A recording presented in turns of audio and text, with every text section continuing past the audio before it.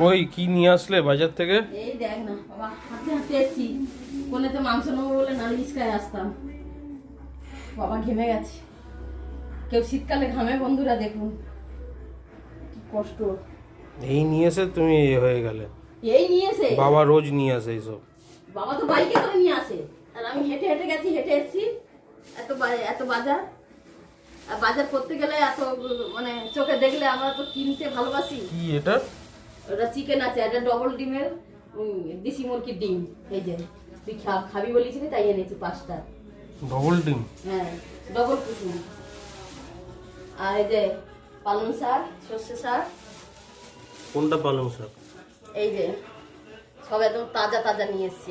এইটা সর্ষে শাক, আর এটা মেথি শাক, আর এটা বেতে শাক, এটা